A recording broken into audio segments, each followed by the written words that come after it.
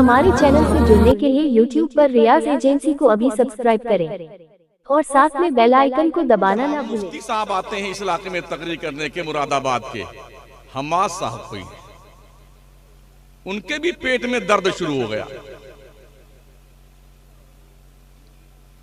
उन्होंने भी कुछ बकवास करी।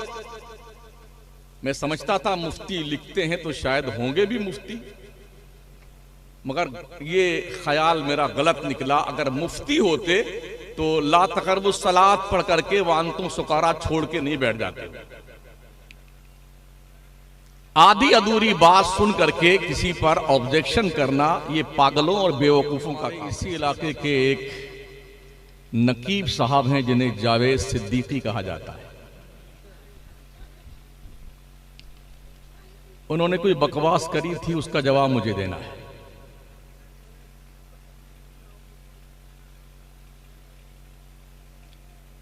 अमघटी से लेके घारी घाट तक और चंद्रदीप से लेके सिंगार घाट तक बच्चा बच्चा जानता है कि आप कैसे हैं।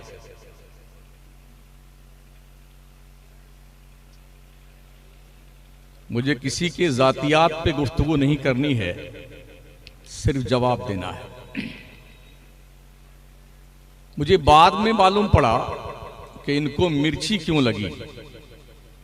मालूम ये हुआ कि ये नात इनकी ही बनाई हुई थी, हुजूर आपको देखना चाहता हूं। तो पहली बात तो ये मुझे मालूम पड़ी कि ये इन्हें नात पढ़नी तो आती नहीं, नात बनाना आता है। नात बना करके ये अच्छी आवाज वालों को दे करके उनसे नजराना वसूल लेते हैं, नातें अपनी बेचते हैं। ये ताजिर लोग, तो इन्हें तो हक भी नहीं बनता कुछ कहने का। दूसरी बात, जनाब ने कहा कि हमारे गांव में वो गए थे। एक नंबर नहीं 100 नंबर झूठा आदमी मेरे गांव में कभी नहीं गया, वो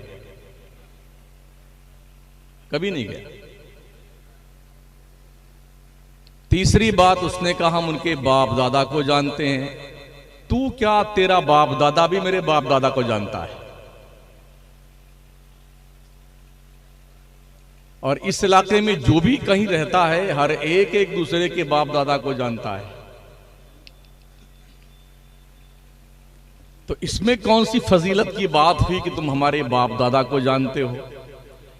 यह भी सफेद झूठ है। जो हमारे दादा का इंतकाल हुआ था तब ये जनाब चड्ढी पहन करके घूमते थे, हमारे दादा को जानते। हां, इनके बाप दादा जरूर जानते हैं हमारे बाप दादा को। अल्लाह का शुक्र है कोई मंगते और फकीर खानदान के नहीं, हम जमींदार हैं, जमींदार पुश्तैनी। दर्जनों लोग पलते रहते हैं, इसलिए हमें अपने शजरे नसब पर भी नाज है, फख्र है। जो लोग टुकड़ गिद्धे होते हैं ना, वो ऐसी बकवासें करते हैं। उस बेहूदे ने यह भी कहा कि हमारे गांव में देवबंदियत हमारी वजह से फैली है। वाकई में अगर तुम अपने बाप की असली औलाद हो तो सामने आके ये बात बताओ,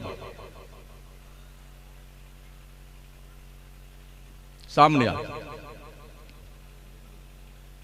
इस इलाके में देवबंदियत किसने फैलाई, बच्चा बच्चा जानता है।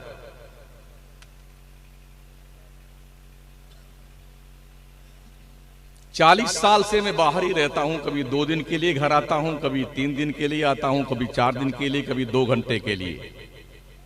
तो इलाके में जो रहता है जिम्मेदारी उसकी बनती है ना सुन्नियत बचाने की। हम तो आए और चले गए।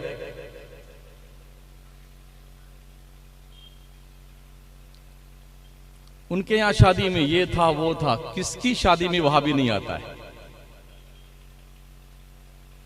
एक एक को मादरजाद नंगा करके रख दूं मैं अगर अपनी असलियत पे जाऊं तो। हम अपनी शादी में, अपने बच्चों की शादी में, अपने भाइयों की शादी में, अपनी बहनों की शादी में किसी को बुलाए हैं तो कुल हाथू बुरहानकुम इन कुंतुम सादिकीन, दलील लाओ। हम ये भी नहीं जानते कि इलाके में कौन कौन देवबंदी है, कौन कौन सुन्नी है। इसलिए कि हम बचपन में जब यहां रहते थे तो कुछ जानते थे, अब तो जानते भी नहीं कौन है कौन नहीं है। ऐसा बहुत हुआ है कि लोग बचपन में, आज के 15-20 साल पहले सुन्नी थे, अब वो देवबंदी बन गए हैं। और ये नहीं देखा गया है कि कोई भी देवबंदी सुन्नी बना हो।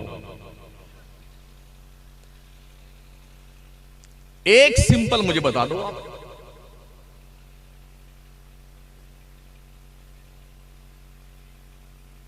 बल्कि बाज़ाब्ता तौर पर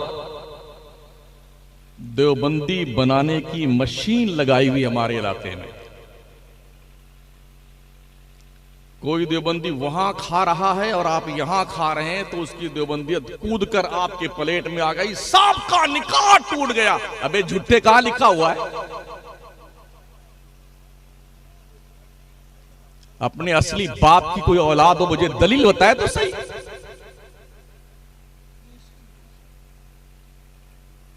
किसी महफिल में वहाबी आ गया तो सब पर तौबा फर्ज है, कहां लिखा बे?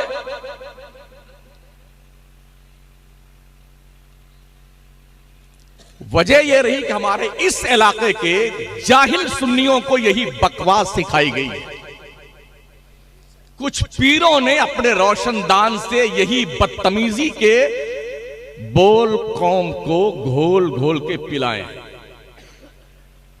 गुंडागर्दी के। वो सब के सब देवबंदी, सब पर कुफ्र लाजिम, सब पर तौबा फर्ज। एक पीर साहब थे, वो 2007 में हज पे तशरीफ ले गए थे। मैं भी इत्तेफाक से हज पे था।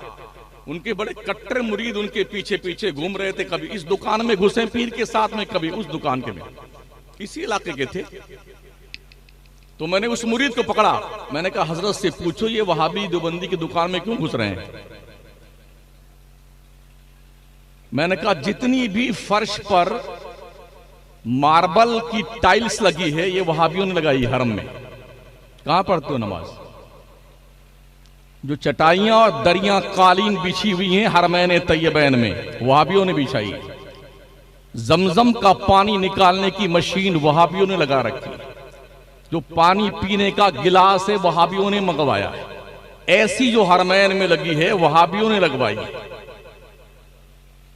वीजा वहाबी ही लगाता है आपके, तो तुम हज भी करने ना जाओ, उम्रा भी करने ना जाओ, क्यों जाते हो? कौम की आंखों में धूल झोंकते हो? क्या हर वहाबी काफिर है? बड़ी जिम्मेदारी के साथ अर्ज कर रहा हूं। कोई माई का लाल एक प्रूफ बताए मुझे। सारे बेटे यही खुराफात कर रहे हैं पूरे इलाके में, वहाबी काफिर, वहाबी का। महा झूठा है ऐसा कमीना आदमी जो कहता सारे वहाबी काफिर हैं।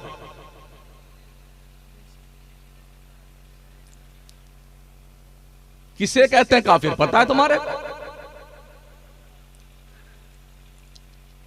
वो मलायने अरबा, जिन 4 मौलवियों पर इमाम अहले सुन्नत सरकार आला हजरत ने उनके अकायदे कुफरिया कतैया की बुनियाद पर और हरमैन तैयबैन के उलमा ने मिल करके जिस पर कुफ्र के फतवे लगाए हैं वही काफिर हैं। अब हर वहाबी को काफिर नहीं कहा जाएगा, उसी को काफिर कहा जाएगा जो या तो खुद पढ़ा हुआ वो अकीदा पढ़ ले, चारों मौलवियों का पढ़ ले, समझ ले। पढ़ा नहीं है तो सुन ले, फिर समझ ले। अब पढ़ने के बाद, सुनने के बाद, समझ लेने के बाद अब उनको वो फॉलो करता है तो वो काफिर है। और ऐसे किसी को आप काफिर कहते हैं महोदय जी, तो आप खुद ही काफिर हो जाते हैं। इमाम अहले सुन्नत सरकार आला हजरत फतवा रज़विया शरीफ में नकल फरमाते हैं, जिनके अकीदे मुज़ब्ज़ब हैं, जो इधर भी रहते हैं उधर भी रहते हैं, ठोस नहीं है, आला हज़रत सरकार फरमाते हैं ऐसे लोगों से नरमी से बात की जाए, मोहब्बत से बात की जाए, ताकि ये अच्छे सुन्नी बन जाएं। उठा लो फतवा रज़विया। आला हज़रत सरकार फतवा रज़विया में लिखते हैं, अगर किसी शख्स ने कलमे कुफ्र बका, दो गवाहाने आदिल ने उसके कुफ्र की गवाही दी, पूछे जाने पे कायल ने अपने कुफ्र का इनकार कर दिया कि मैंने नहीं कहा है, तो उसका इनकार ही उसकी तौबा मानी जाएगी। दो गवाहाने आदिल की गवाही की कोई वैल्यू नहीं है। यह भी फतवा रज़विया। जिन्हें बेटों को काम नहीं करना आता है ना, सिर्फ फितना फैलाते पूरे इलाके में। अगर लोगों ने गुज़िश्ता 40-45 साल से यहां इस इलाके में काम हुआ होता, किया होता ना, तो आज सुन्नियत का ये बुरा हाल नहीं होता तो हमारे इलाके में। बदकिस्मती से पीरी मुरीदी का ढोंग रचा करके हमारी कौम के बुद्धू लोगों को कैसे लूटा जाए, ये फन लोगों को आता है, चालाक लोगों को, और उस पर वो कारबंद इसी काम में लगे हुए। सुना करता था बुजुर्गों से मैं भी कि ख्वाब सोते में देखा जाता है। जल्दी ही इंकिशाफ हुआ कि जागते में भी ख्वाब देखा जाता है।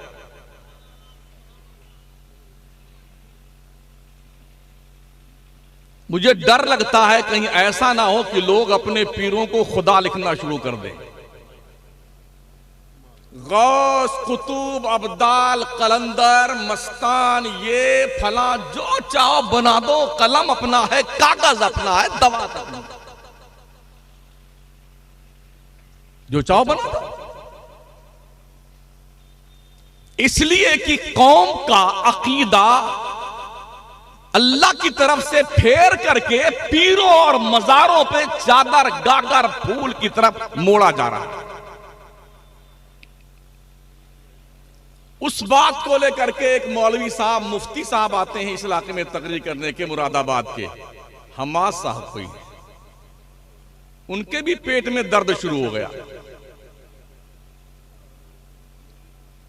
उन्होंने भी कुछ बकवास करी।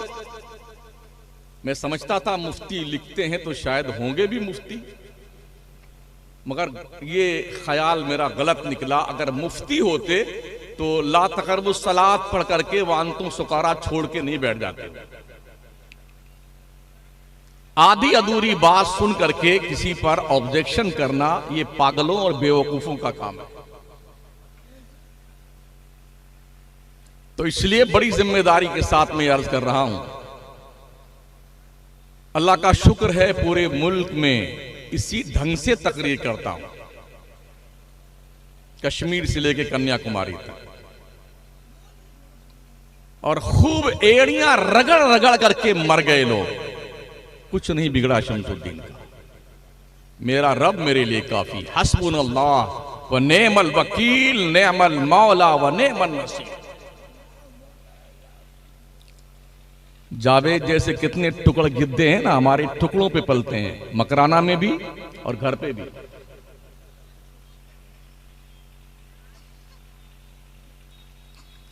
अगर कुछ फिर तुमने रद्दे अमल किया ना तो मादरजाद नंगा कर दूंगा पूरे घर वालों को। इतना ध्यान रखना बेटे।